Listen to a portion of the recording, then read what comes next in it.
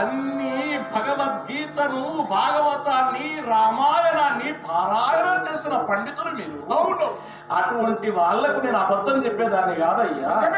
మా కులము దేవ గౌళ్ళ కులము అంటారు. అవును, గౌళ్ళ కులము లోపల బట్టి ఇదిగో కళ్ళును అమ్ముకుంటూ జీవించేటువంటి గౌడసారిని నేను. అన్నది పేరు చెల్లమాంబ, సురమాంబ అని పిలుస్తారు. చెల్లమాంబ అంటే నీవే?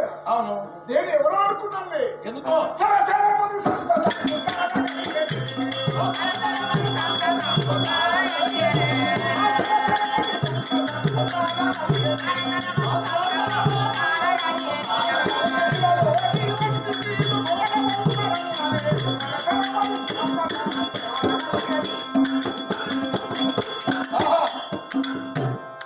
నీ అందరు, నీ దండలు, నీ రూపు రేఖ చూచిన నా స్వామి రంగా తలమంత వెదకి వేసారిన కల్పించదే. అందుకే నీ అంతమున కోసించవు కాబట్టి నీవే నా చెల్లమా. ఆమెకెంతో ఆనందం, ఎంత సంబరం.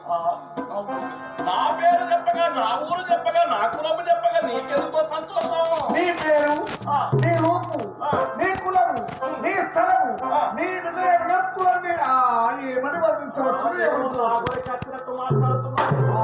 అందుకే మాట ఎప్పటికీ దొరకదు. ఇప్పుడే కలిసాము కాబట్టి మాట ముచ్చిన మాట్లాడుకుంటే మంచిగా ఉంటుంది అనిపిస్తుంది. అంటే గౌడ చెల్లమ్మ ఎక్కడున్నదని చెల్లమాంబ కోసమే వచ్చినట్టుగా మాట్లాడుతున్నారు. లేదు లేదు, ఎందుకంటే నీవు దాన ధర్మాలు చేస్తున్నావు. దానము లోపల గొప్ప దానం అని తెలిసాము కాబట్టి ఏమన్నా కొద్దిగా అడుపుకున్నాం. దానం ఏదో అని వచ్చాం. దానం అడిగేది ఎక్కడ అడుగుతావు? మనిషి ఎక్కడ కనబడితే చెల్లనే, వాళ్ళు కనబడితే వాళ్ళే, రోడ్డు మీద కనబడితే రోడ్డు మీద రాస్తారా? రాముడు ఎక్కడ ఉండడో అక్కడనే అయోధ్య ఉంది అంట. అది నేను ఎక్కడ కాబట్టి ఇక్కడ అడుగుతాను నేను. అది వేరే సూత్రము.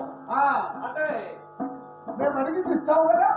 ఇస్తానయ్యా. దానం అడగడానికి మీరు అడిగినటువంటి వరం ఎటువంటిదో తెలుసుకొని ఇవ్వడానికి సిద్ధంగా ఉంటారు. మీ ఇంటికి వస్తే, మీ ఇంటికి రావాలంటే వస్తాయి. ఏదో ఉన్నదో లేదో నేను అడిగింది ఇస్తాను. ఇక్కడ నుంచి ఇదే వెళ్ళిపోతుంది. అంటే అడుగు పట్టుకుని తిరుగుతా ఇదే పోతుంది.